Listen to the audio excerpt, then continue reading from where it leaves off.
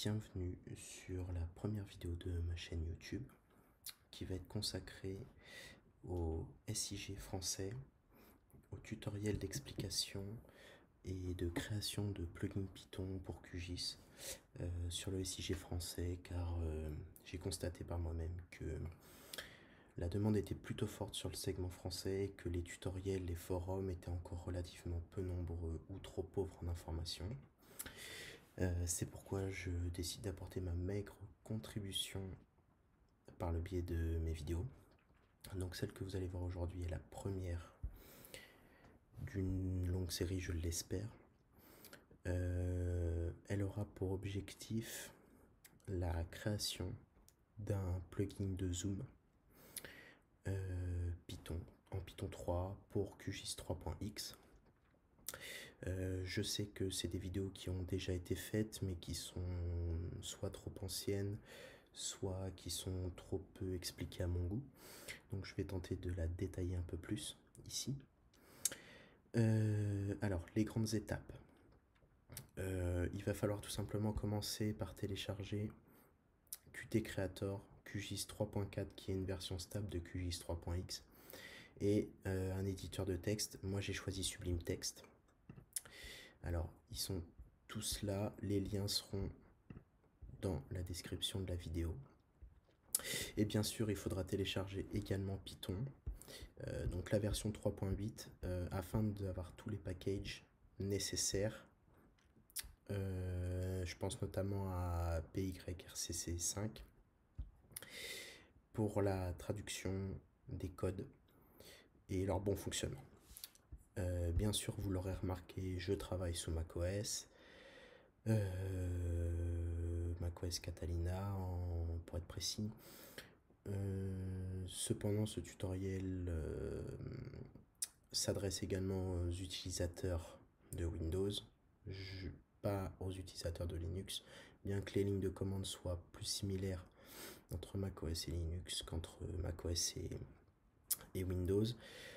Cependant, je pense que les utilisateurs Linux ont une suffisamment grande documentation et n'auront pas besoin de ma vidéo, ce qui n'est pas le cas des utilisateurs Windows. Alors, nous allons tout de suite commencer par ouvrir QGIS 3.4. Donc, dans ma version de QGIS, les extensions qui vont être à télécharger. Il faudra donc télécharger plugin builder. Voilà. Donc moi elle est déjà téléchargée, je ne vais pas le refaire. Et plugin reloader qui est aussi téléchargé chez moi, ce que je ne vais pas refaire. Une fois qu'on a téléchargé ces deux éléments, plugin builder et plugin reloader, on va commencer par ouvrir plugin builder. Donc dans plugin builder, il va nous demander le class name, donc qui va être le nom du plugin. Moi je vais l'appeler YouTube. Plugin name, toujours YouTube. Une brève description. Plugin test pour YouTube. Donc là c'est pour décrire votre plugin, en fait c'est ce qui va être inscrit dans les métadonnées du plugin, qui sont très importantes. Allez, on réitère encore sur YouTube. Alors vous pouvez varier, hein, bien sûr. Moi je garde ça, je vais faire simple parce que c'est pas non plus quelque chose d'essentiel. Donc ça c'est la version de votre plugin. Ça va être la version minimale de QGIS. Donc l'auteur YouTube channel et l'adresse email. Je ne vais pas en mettre pour l'instant, c'est pas nécessaire. Ah bah si, c'est nécessaire. Donc je vais mettre test @youtube.com.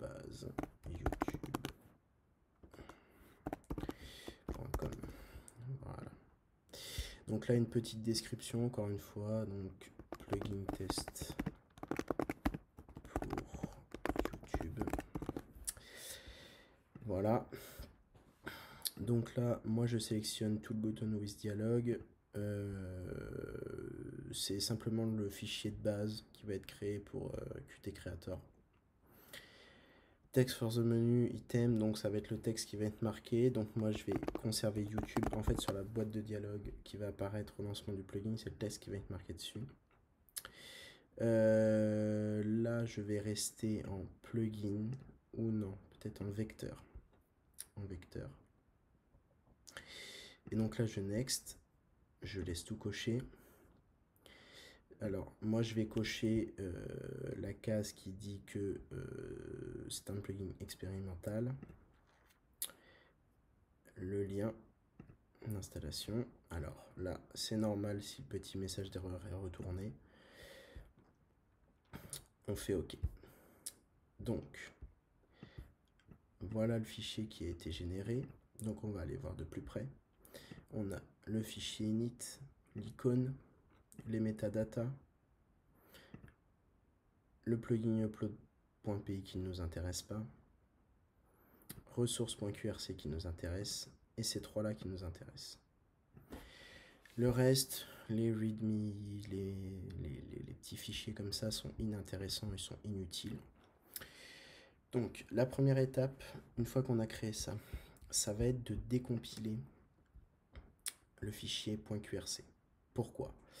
Parce que le fichier .qrc, c'est une compilation du fichier .py, py, et le fichier .qrc ne sera pas reconnu par QGIS dans ce format-là, en brut, tel qu'il a été généré par Plugin Builder. Donc, on va le décompiler. Et ensuite, il pourra être lu correctement par QGIS. Et il faudra le supprimer, le .qrc, et garder que le .py. Donc, pour ce faire, dans le terminal ou dans la console, je vais chercher cd desk, d'abord ls, pardon, excusez-moi. Ensuite, je vais aller chercher cd desk top. Ensuite, dans mon desktop, je vais aller chercher mon cd YouTube. Donc là, on peut voir que je suis bien dans le fichier, dans le dossier YouTube. Et donc là, à l'intérieur, je vais aller taper la ligne de commande suivante. pyrcc5 ressources.qrc -o ressources.py. Je valide par entrée. On a bien vu qu'il y a eu un petit temps de chargement qui est observé.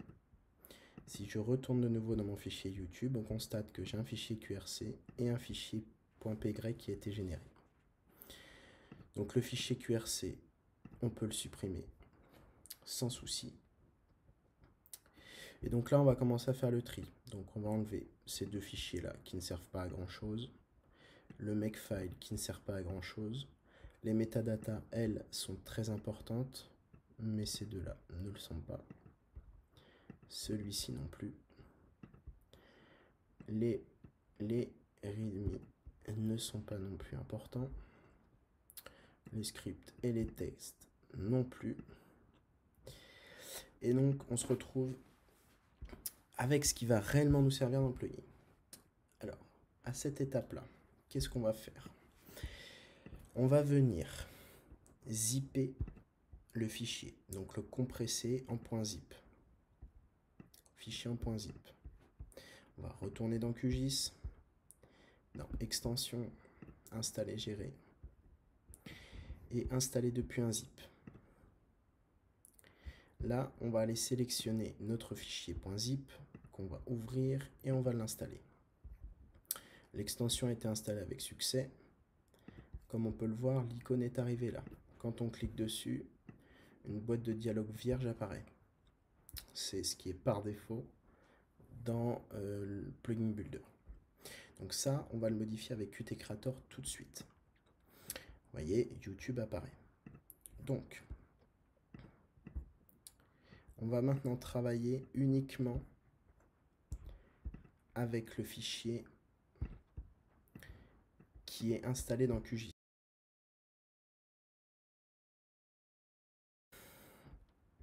on va retrouver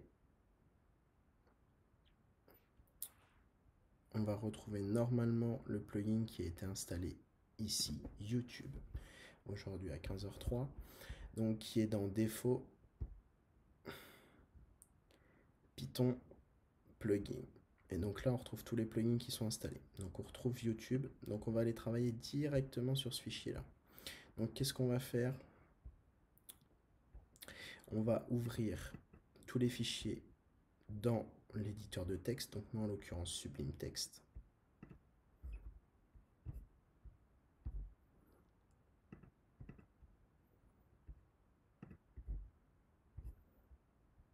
Même ceux qui ne nous servent apparemment pas, on va les ouvrir pour les lire. Donc tous les PY. Hop, voilà.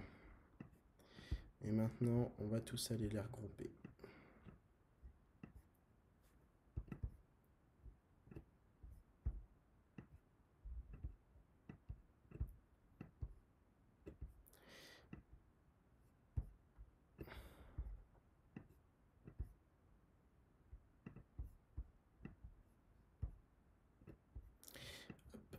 Voilà. Donc le YouTube dialogue.py, celui-là, c'est bien de le voir, c'est bien de le vérifier, mais il n'est pas important pour aujourd'hui. La seule chose qui sera importante, ça sera les imports, qui seront à vérifier en fonction du plugin que vous voulez faire et du code que vous voulez mettre à l'intérieur. YouTube.py, lui, va plus nous intéresser. Alors encore une fois, première chose à regarder, les métadatas, métadonnées. Et très important également, les imports. Encore une fois, le corps du plugin, ressources.py qui lui ne nous intéresse pas plus que ça, on va pouvoir le fermer. Et init.py également, qui lui ne va pas nous intéresser grandement aujourd'hui. Encore une fois, les imports peuvent être à modifier en fonction du plugin que vous voulez créer. Donc, nous, on va surtout s'intéresser à ça, comme vous l'avez compris. Donc, dans Qt Creator, on va aller chercher à ouvrir un fichier ou un projet qui va se trouver dans QGIS3.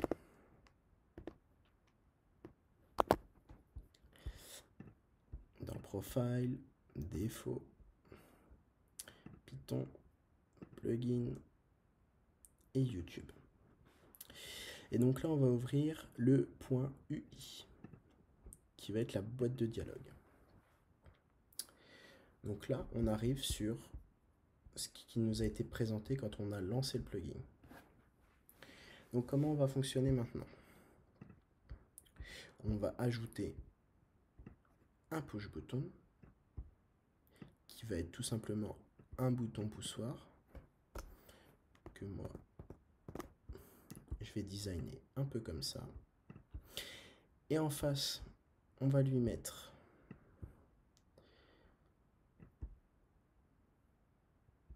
un petit texte, excusez-moi,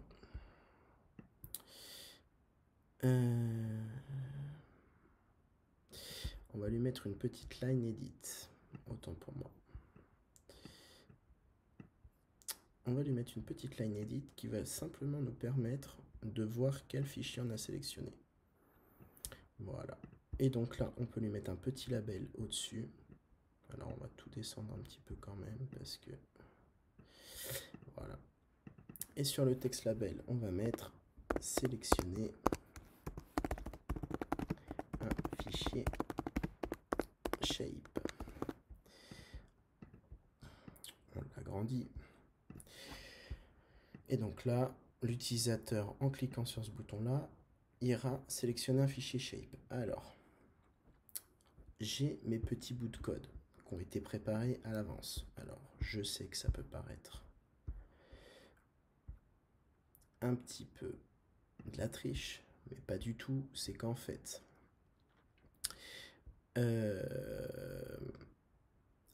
ces bouts de code là, moi, c'est ceux qui vont vraiment créer l'action du plugin. Je les ai fait à l'avance parce que je peux pas les faire en vidéo. Voilà. Donc, je vais renommer mon bouton push push SHP. Alors,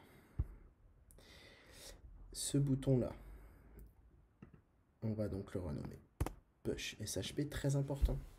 Très important de bien les renommer parce que quand on va les appeler dans le code, ils vont être appelés par leur object name. C'est ça qui va être très important. Et je vais aller créer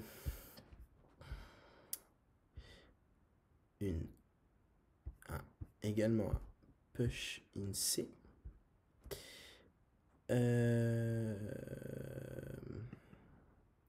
Donc un deuxième bouton poussoir.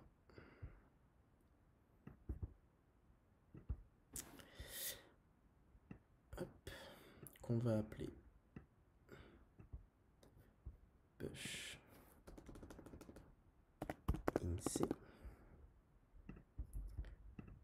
Et qu'on va renommer juste avec OK. Ce sera simplement pour valider notre choix.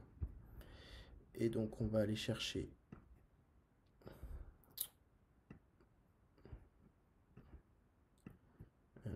exactement, ce n'est pas ça, je me suis trompé. C'est une line edit également.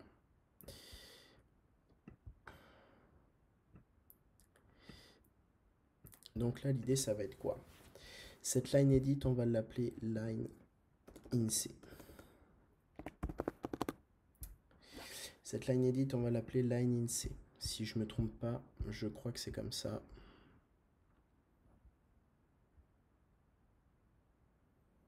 Exactement, on voit ici line in C. Donc qu'est-ce qu'on va faire? Là, on va aller sélectionner un fichier shape en cliquant sur ce bouton. Le chemin relatif va s'afficher ici pour vérifier que c'est bien le bon. Ensuite, on va aller chercher à taper le nom d'une commune. Moi, mon fichier shape contient des communes, des entités qui sont des communes. Donc, je vais aller taper un nom de commune ici. Et dès que j'aurai tapé mon nom de commune et que j'aurai validé par OK mon nom de commune, une action se mettra en place. Donc là, on peut sauvegarder. Voilà. On peut fermer Qt Creator. On retourne dans QGIS. On va relancer le plugin YouTube avec plugin Reloader, ce qui nous évite de l'installer et de le réinstaller à chaque fois. YouTube a été relancé. On clique sur YouTube et là, magie, notre interface est là. Alors, elle ne fonctionne pas du tout parce que le code n'a pas été mis à jour. Alors, on va tout de suite s'intéresser au code. Qu'est-ce qu'on va faire?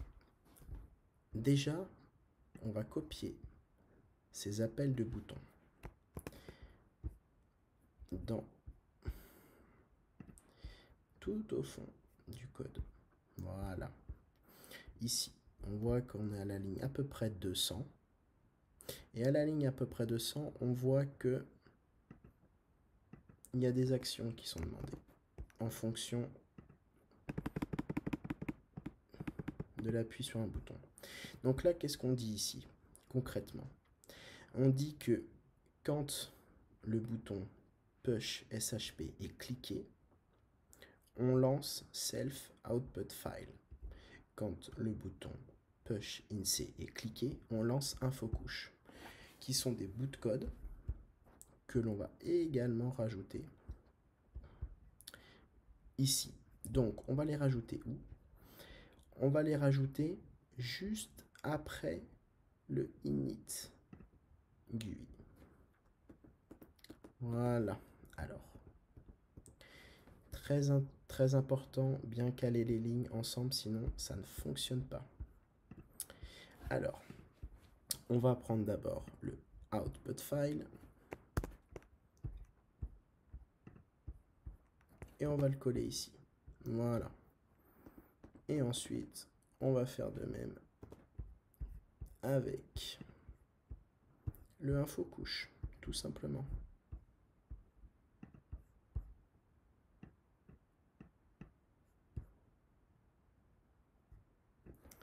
On va faire de même avec l'infocouche, qu'on va coller ici à la suite.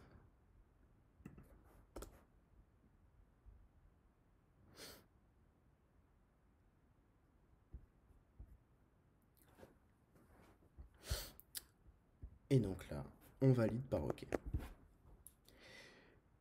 Alors, je vais expliquer un peu. Le Select Output File, ça va être la partie du code qui va permettre de sélectionner un fichier shape.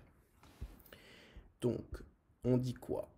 On dit que ça va sélectionner une output file et qui va être un shapefile, donc un point SHP. Et qu'on va afficher DLG, donc le fichier SHP, dans line SHP, set text. Alors, voilà pourquoi c'est important de bien renommer les choses, parce que je n'ai pas renommé ma ligne correctement. Je n'ai pas renommé ma ligne correctement.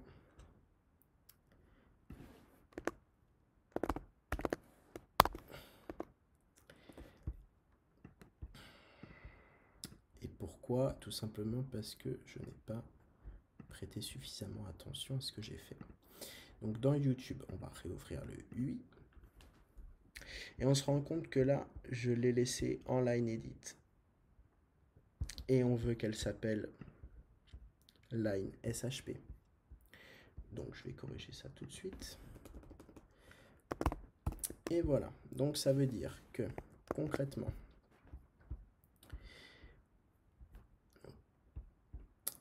on va repasser peut-être sur le code YouTube. Voilà. Ça veut dire que concrètement, qu'est-ce qui se passe? On va afficher le chemin relatif du fichier shape dans line SHP, tout simplement. Donc là, en cas de fichier non SHP, il y aura un message d'erreur qui va s'afficher. Et on ferme la boucle. Donc on peut sauvegarder. Voilà.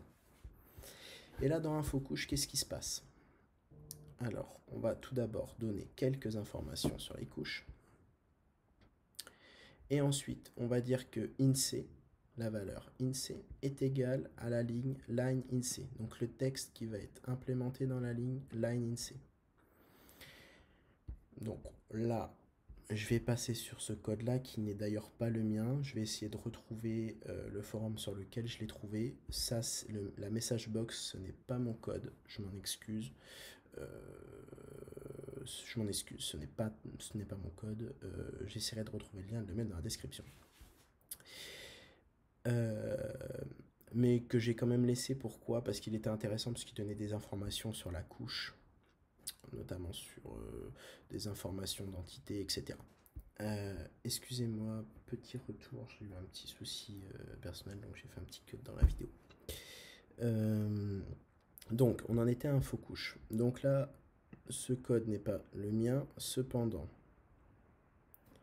j'ai également ajouté cette partie qui est bien la mienne, qui en fait est basée sur quoi? Ici, on va sélectionner les couches, features, et on va faire une sélection par une expression SQL dans Python. Ce qui, à mon sens, était plus simple et plus basique. Donc, on va dire que nom-com, donc qui est le nom d'une de mes colonnes, égale à INSEE, qu'on a attribué là-haut avec line INSEE. Donc, quand nom-com est égal à ce qu'on aura inscrit dans la boîte de dialogue, on fera un zoom, map canvas zoom, sur la sélection. Donc d'abord, on sélectionne. On va faire une sélection SQL sur ce qu'on a demandé. Et ensuite, on zoomera sur cette entité. On va faire le test tout de suite. On relance le plugin. Il apparaît. On sélectionne un shape. Ça marche. Moi, mes shapes sont dans mon dossier France. Je vais prendre commune. Attention, le fichier shape ne doit pas être seul. Il doit toujours être accompagné de son DBF et de tous ses autres fichiers. Sinon, ça ne fonctionnera pas. On l'ouvre. Donc on voit que ça a ouvert mon fichier commune. Et ici, ça l'a renommé ma couche. Et ensuite, on va faire un zoom. prendre Le Mans, qui est la ville la plus proche de chez moi. Et je valide par OK. Donc là, on me dit que la couche s'appelle ma couche, que c'est du vecteur, que c'est situé ici, qu'il y a 34 886 entités et que les champs sont ID, non couche, non com, etc. Je valide par oui. On me fait bien un zoom sur une entité. Est-ce que c'est bien Le Mans? La question va être tranchée rapidement dans les propriétés. Étiquetage, étiquette simple. On va étiqueter avec non com. On va mettre un tampon pour que ça soit plus lisible. OK. Et on se rend compte qu'il nous a bien sélectionné, il nous a fait un zoom sur la ville du Mans. Donc, je suis passé relativement rapidement sur des éléments. N'hésitez pas à poser des questions en commentaire, éventuellement en message privé, voire même par mail. Bien sûr, tous les codes que j'ai montrés ici sont libres de droit, que ce soit pour Plugin Builder, que ce soit pour le code que j'ai pris sur un forum qui était libre de droit également, je m'en suis assuré, et que ce soit également pour les codes que j'ai ajoutés pour faire le zoom, ce sont des codes de la bibliothèque Qt, donc ça ne pose pas de problème sur ce point de vue-là. Bien sûr, toutes ces parties sont adaptables. Là, moi, le seul souci, c'est qu'il faut que le fichier shape, dans sa table attributaire, ait une colonne non com sur laquelle aller taper. Voilà, donc j'espère que ce plugin vous aura aidé.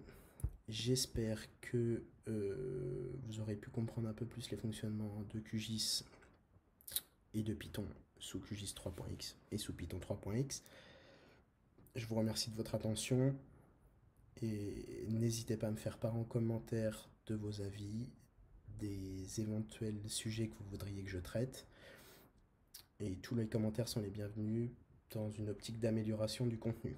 Voilà, je vous remercie de m'avoir écouté et à très bientôt, je l'espère, pour une prochaine vidéo. Au revoir.